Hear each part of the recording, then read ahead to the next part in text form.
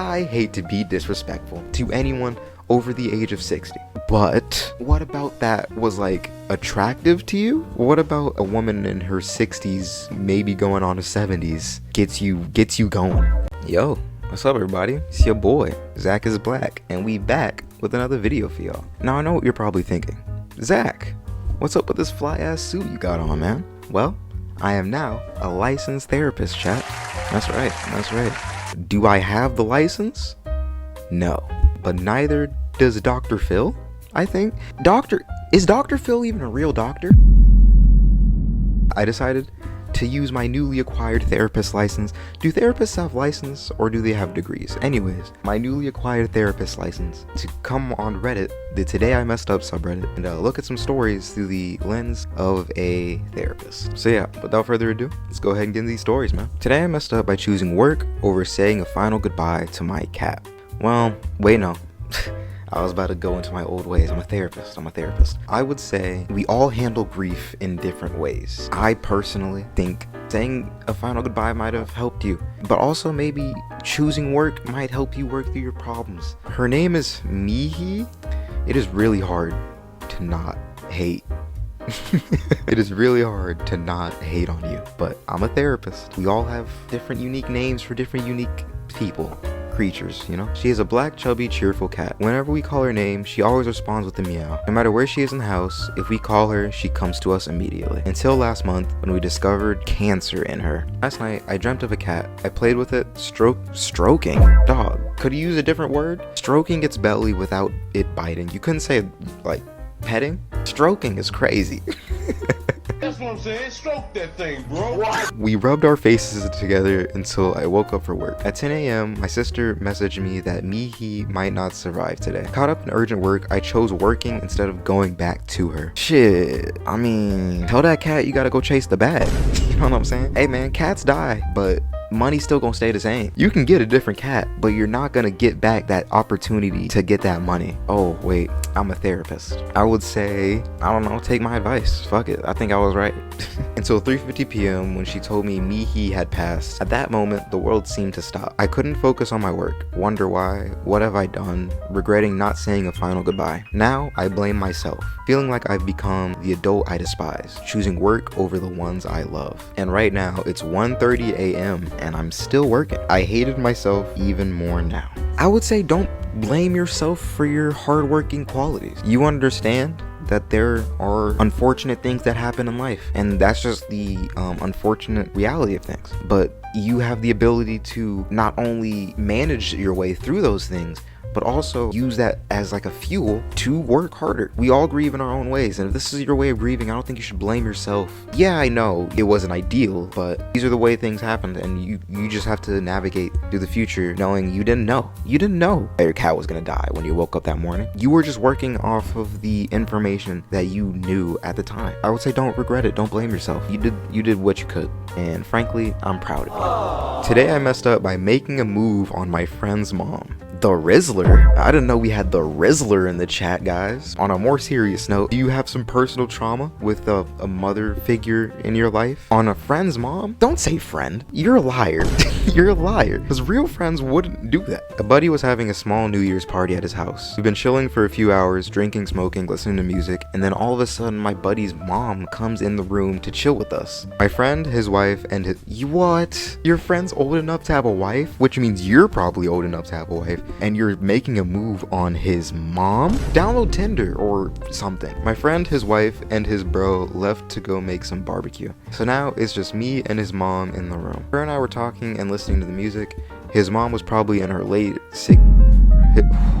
His mom is probably in her late 60s. I hate to be disrespectful to anyone over the age of 60, but what about that was like attractive to you? What about a woman in her 60s, maybe going on to 70s, gets you going? Not really good looking, smokes like a chimney, and is married? What is wrong with you? Dog, there's not a therapist in the world that could fix this. Then something just snapped.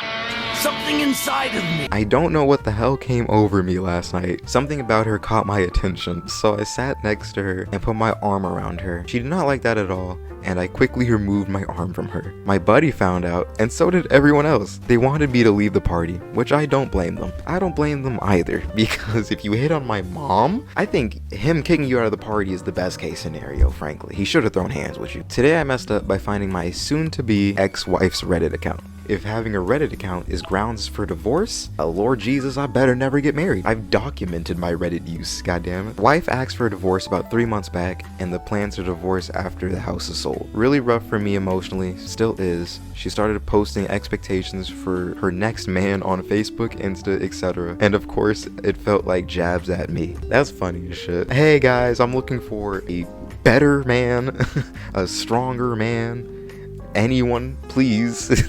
You're not even really divorced yet. You're still living in the same house. You see that post and she's upstairs. And you're like, what? What? No, I'm...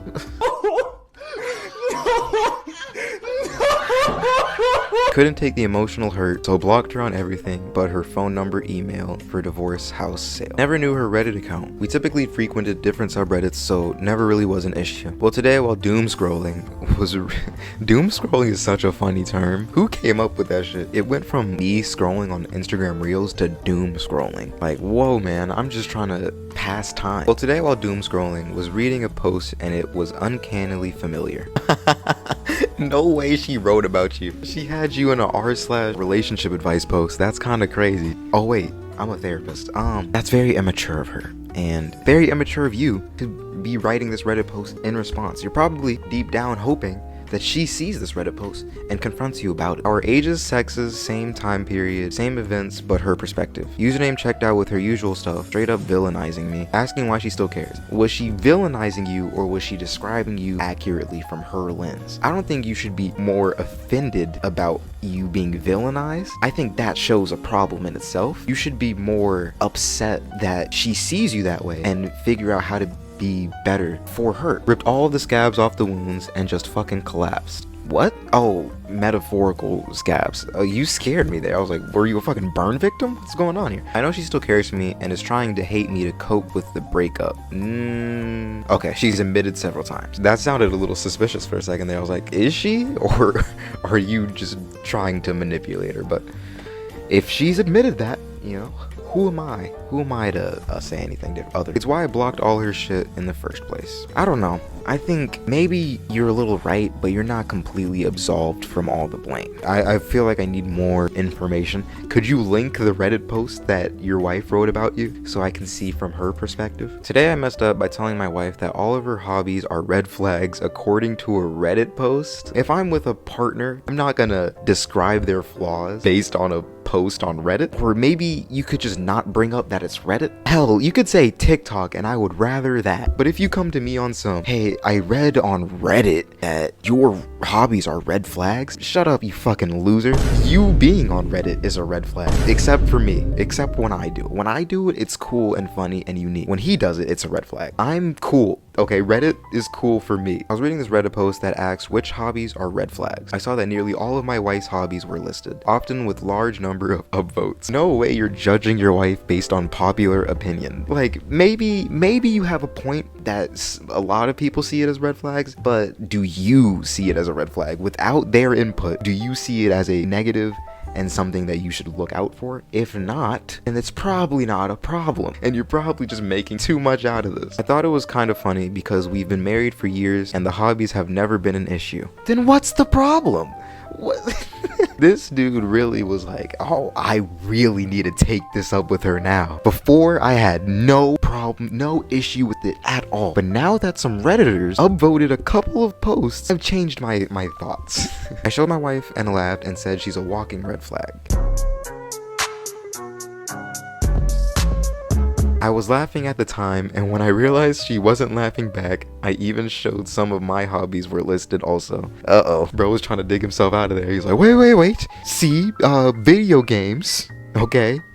That's a red flag. Anyway, she didn't think it was funny at all. She got upset and told me she can't help that she likes those things. She left to go shopping and isn't answering her phone.